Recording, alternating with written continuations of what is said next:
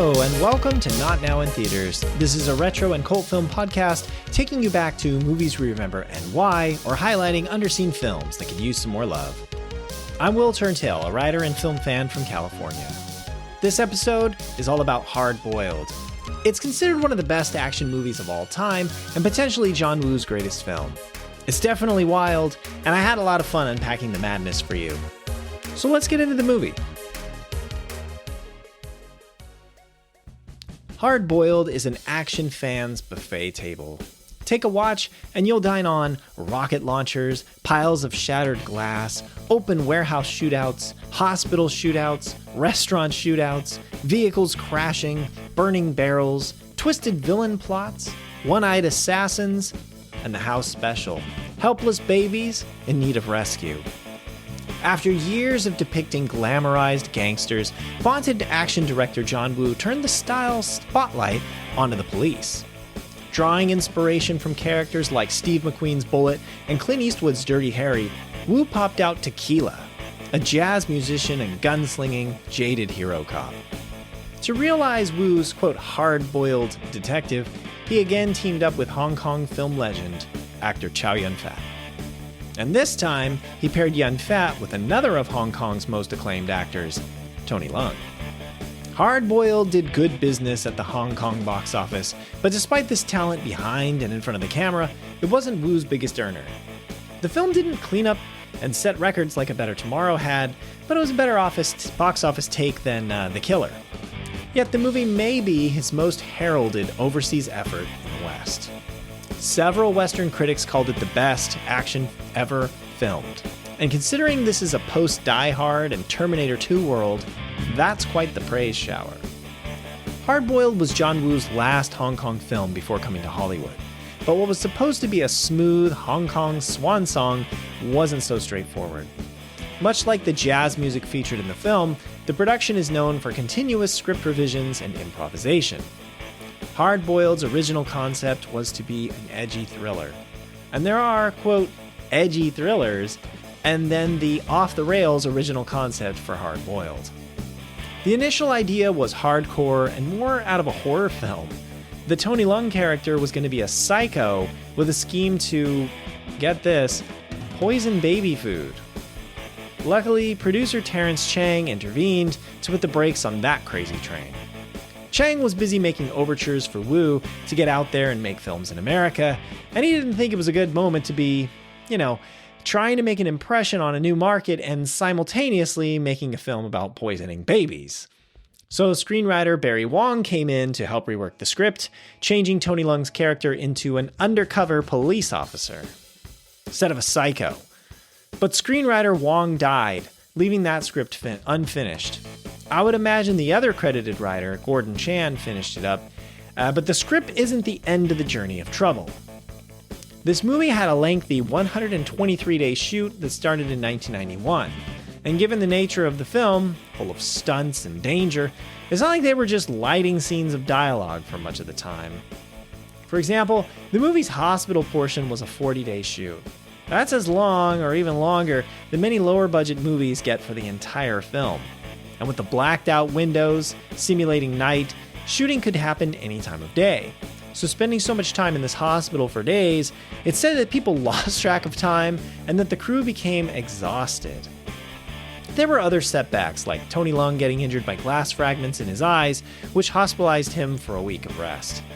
But John Woo, cast and crew persevered, and an action classic was born. So why is Hard Boiled a good movie? The plot of Hard Boiled. After Inspector Tequila Yen Ho Yan loses a partner in a shootout with gun smugglers, he works to track them down. Along the way, he clashes with his girlfriend, fellow officer Teresa Chang, and his supervisor, Superintendent Pang. As Tequila's investigation continues, he teams up with Alan, a deep undercover cop posing as a triad assassin. Can new partners Tequila and Alan take down arms dealer Johnny Wong? Just to walk you through the cast of this fine film, Tequila is played by Chow Yun-fat. Teresa Chang is played by Teresa Mo. Superintendent Pang is played by Philip Chan. Alan is played by Tony Leung, and Johnny Wong is played by Anthony Wong. And you can read the rest of the main cast here in the transcript. So what's good about Hard Boiled? Well, where else to start than the fact that the film is action stuffed, which gives it a smashing 10 points. Shot over 120 days, Woo choreographs the film's intoxicatingly watchable violence as carefully as a sculpture made from matchsticks. Woo had told his cast, nah, this movie is going to be less stylish and more gritty, but no, all the style definitely comes out here. After the manic, kitchen sink of gun fu climax that caps A Better Tomorrow 2, or pretty much every 10 minutes of The Killer, you wouldn't expect Woo to have more action gears to hit. But like 90s Pizza Hut, cramming even more fatty cheese into their pies by unleashing stuffed crust pizza, John Woo packs plenty of gunfighting in this 128-minute runtime. Take the opening tea house shootout. With debris flying everywhere, Tequila acrobatically dispatches gangsters, leaping through the air or sliding down the rails, 2 pistols in hand. Birds clanking around in cages, diners fleeing in all directions, Tequila is the only thing on screen not in a state of panic. The bullet dives and slides here are straight-cut examples of Woo's trademark gun fu style. In the warehouse shootout scene, you look at the lights above and it's like we've entered a concert venue for a balletic bloodbath. And it's a 2-for-1 show. First, Johnny Wong's men raid Hoy's warehouse by motorbike, performing motorcycle stunts and machine gunning hundreds of workers. And when that carnage has burned out, Tequila pops up to start blowing shit up again, ambushing Wong's men with a shotgun. Then there's the legendary hospital sequence. The film's finale is a sprawling tour of hallway gunfighting that clocks in at a staggering 37 minutes, or 40 minutes by some counts. As Alan and Tequila dive and roll on gurneys or fire around corners, there's debris from shattered windows and concrete pillars, and thugs blasted through layers of glass. And remember how I told you the filmmaking became exhausting? Well, it is this fatigue that led to one of the film's most famous sequences, the long take shootout, which I have heard has its own chapter in the Criterion release. It's a one-shot sequence where the camera follows the 2 heroes as they clear a hospital floor of Johnny's men, reload in an elevator, and waste another floor full of baddies. And while the carnage of all that is crazy, what's extra insane from a filmmaking standpoint is that my understanding is that during the 20 seconds when the heroes ride to another floor in an elevator, the crew changed the set props and rigged up new explosions and effects for the next environment. The actors and stunt crew and camera operators and everyone on set had to get everything right or risk spoiling the take. But it all went to plan. John Woo is all about shooting movies in sequences. IMDb's trivia page for the film says that he prefers this path to give his films momentum and so that he knows to make what comes next better. So Woo was fully aware in this movie that his tea house scene had to be upstaged by the warehouse shootout, which had to be topped by the hospital firefight. And while there are smaller skirmishes in the movie, each of these 3 centerpieces makes for a trifecta of action awesome. True to Woo's style, there's almost as much posturing as fighting. Just like in The Killer, 2 characters pointing a gun at each other is like a sign of love and respect. And remember, this is from 1992, and it was made in Hong Kong. We're not using CGI here. This is all practicals, squibs, actual glass breaking, and put together in a filmmaking environment with looser restrictions than Hollywood. While I'm not advocating for danger, the realism, at least for this fan, smacks you across the eyes with a heavier glove.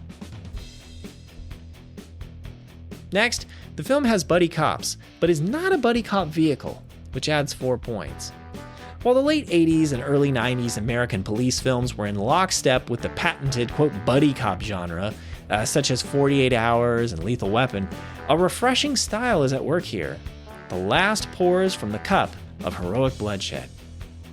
There's teasing between the main characters, Alan and Tequila, but it's not a purposefully formulaic, abrasive pairing.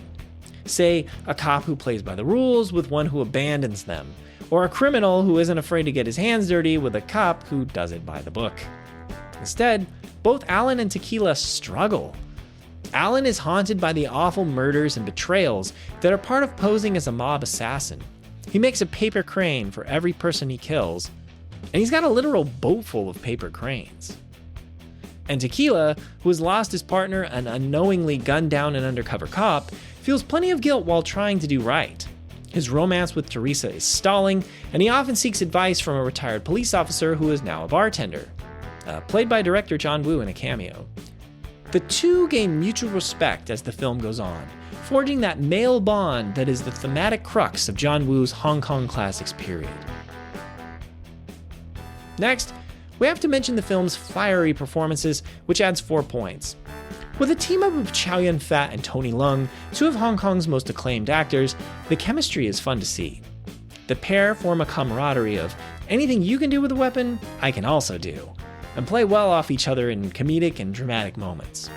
Anthony Wong is steadfast as nihilistic arms dealer Johnny Wong, and Philip Kwok's Mad Dog, a one-eyed assassin, carries a cold and deadly calm. And this next good thing is called Rockabye Baby, There's a Gun Blast, and it adds 3 points. Oh, and a spoiler alert here, if you don't want to hear it, skip, use the chapter skip or something like that. The film makes you want to shout like Shredder in Teenage Mutant Ninja Turtles 2, The Secret of the Ooze. You know the part where Shredder laments that mutants Toka and Razor are babies? Shouting, "They're babies! Ah!" Well, at this film's end, Shredder should come in for a shouting cameo because there are babies everywhere. Even this version of the film's poster, and when I say this version, you can actually go click the link in the transcript or look in the bottom in the links in this episode section. Let me just start that over. Even this version of the film's poster, Tequila with a shotgun and baby in hand, hints that this film is secretly about little tykes. And there's an odd reason it got here. Remember how originally the Alan/Tony Leung character was an evil villain, psychopath with a madcap plot to poison infants? Well, while the poisoning babies plotline got changed, the infants didn't leave the film. They just got rescued instead of murdered. A good change. As police forces scramble to evacuate the hospital patients in the finale, a side game emerges when about 30 newborns left behind in the Well Baby nursery need saving. And we're talking bags of drama here. With her pistol, Teresa guards the infants from harm like a mother hen. SWAT-like officers rappel down the sides of the hospital, baby baskets in hand, trying not to drop them as they trade fire with crazy thugs who will shoot at you if you're holding a baby. Then it culminates in my favorite sequence of the movie. With the last baby under his arm, Tequila calms the child with an improvised nursery rhyme as he dispatches criminals. Then he runs away from an explosion, precious cargo held tight, and a ball of fire ready to devour him. This baby drama could trash the tone in another film, but when your villain is crazy enough to concoct a sophisticated scheme to hide a weapons cache in a hospital, the baby rescue operation is another odd but delightful turn in the film's hysteria. Truly, what other action film has an intense baby rescue in the middle of a building raid/hostage situation? So what's not working so well in Hard Boiled? Well, the only thing I can flag here is the film's mass collateral damage, which is taking away 2 points. Many doctors, nurses, patients, restaurant goers, and more innocent people I probably forgot get shot and killed on screen. A few cops die, with the main characters feeling like, or totally being responsible for, their deaths. And strangely, only one of Johnny Wong's men has any crisis of conscience about machine gunning fleeing hospital staff and patients in the back. Remember the grittiness John Woo had initially planned? My theory is that this collateral damage is part of Hard Boiled's edginess. And it's certainly a change-up, as instead of just being able to sit back and enjoy every aspect of this film's over-the-top gloriousness, knowing your heroes will save the day, you're not quite sure. There's a darker side to the fiery chaos that challenges the audience. Still, while other viewers may disagree and call me a squeamish one, I've never liked all the bystanders and other innocents shot down in this movie. At the very least, all this unintentional bloodshed certainly calls into question the methods of the film's police. So Hard Boiled earns 19 points. On my scale of let's not watch, should I watch, or go watch this movie, yeah, Hard Boiled is an absolutely solid go watch rating. Even in the 2020s, Hard-Boiled is a must-see for action fans worldwide. The last team-up of Chow Yun-fat and John Woo, so far, the film triples down on the action sequences, which unfold in breathtaking style. Yet for all its artistic violence, there are strong characters to pin the film to, and heavy thanks to its cast. The film avoids the buddy cop trope, opting for darker themes of heroic bloodshed and honor to unite its heroes. This is an action movie so good, I'd probably force my mom and grandma to watch it. And if I can't sell you on anything else, 2 words: babies and shotguns. That was 3 words, but you get the point. The legacy of Hard-Boiled. So what's the legacy of Hard-Boiled? Well, if I haven't emphasized this enough, it is considered one of the best action movies of all time, and from John Woo's fabled Hong Kong classics period running from 1986 to 1992. It's hard to pick a favorite from that run, which includes A Better Tomorrow, A Better Tomorrow 2, sort of, The Killer, Bullet in the Head, and Hard-Boiled. Out of those films, it depends on the day you ask me which one is best between The Killer and Hard-Boiled. But I totally respect and understand if fans go for A Better Tomorrow, or even Bullet in the Head. Maybe this is a topic for a Side Reels episode sometime, but I'm just happy we have all of them. As I mentioned, Hard-Boiled is in the prestigious Criterion Collection with spine number 9. This movie was very hard to get a great version of in America for some time, but recently, if you were not aware, Shout Factory has acquired the rights to many Hong Kong classic movies. So you can get a brilliant 4K version of this movie now, and I've seen it available on streaming platforms. Also, as mentioned a bit, this was Woo's last movie in Hong Kong before coming to America to make films, and then returning to Hong Kong later. It was also his final team-up so far with the legendary Chow Yun-fat.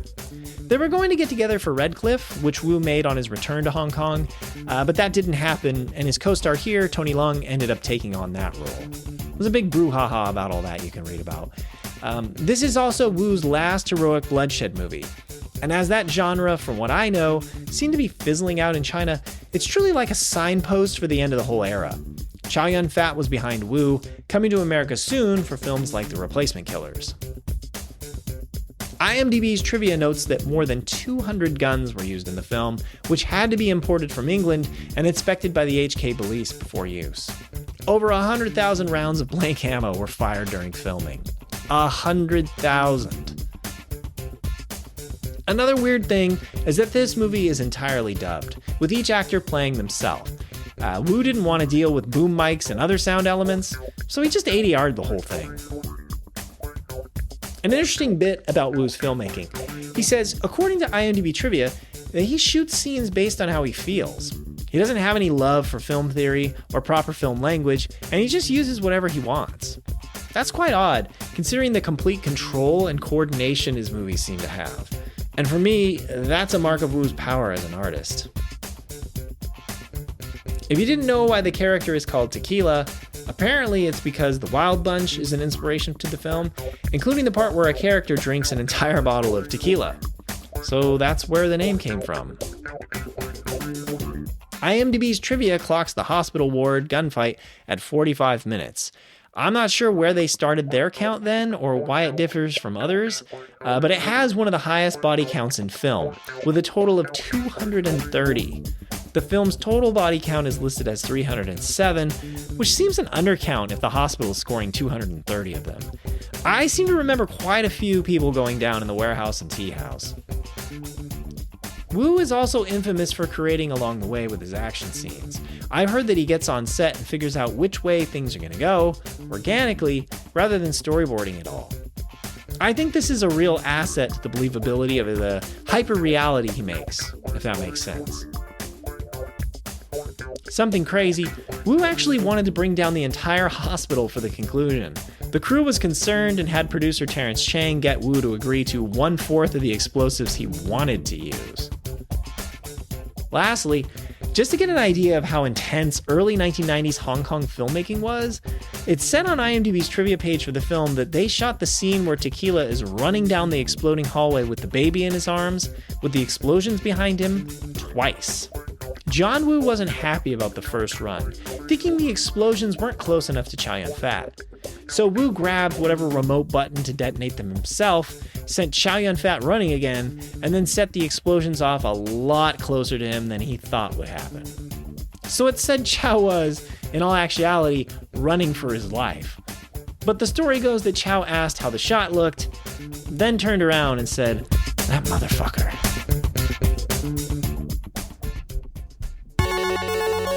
Okay, that's it for this episode. Thank you so much for listening. I hope you will check out Hard Boiled if you haven't seen it before. And if you've seen Hard Boiled already, I hope you learned something new about it if you've already seen it and just wanted to relive the joy of it with a fan. If you liked this episode, would you please take a minute or two to leave me a review or rating on this podcast, unless you already did that? It makes a massive difference for this small but growing podcast. And I think it's quick to tap a rating on Apple Podcasts, Spotify, or whatever app you are using to listen to this show. Or if you're listening on YouTube, hit that like button and subscribe. New episodes of this podcast usually come out weekly, so I hope you'll tune in next week or for something cult, retro, underseen, or whatever I think you might enjoy next. This podcast episode is production copyright of Overrigged Media LLC, located in Sacramento, California. Reference photos linked in the transcript are copyrighted by the Internet Movie Database. This review's factual information was gathered through online sources like Wikipedia, IMDb, or interviews. Misrepresentations and errors are possible, but unintentional. The introduction music was Neon Laser Horizon by Kevin MacLeod of Incompetech.com, licensed under Creative Commons by Attribution 4.0 license. And the exit music and additional music, they're also by Kevin MacLeod of Incompetech.com, also licensed under Creative Commons by Attribution 4.0 license. The names of those tracks are Voxel Revolution, Neolith, Unity, and Hot Rock. See you next time. Oh, I totally messed up. There was one more song I missed.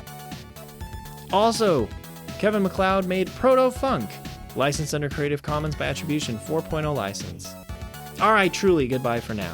See you next time.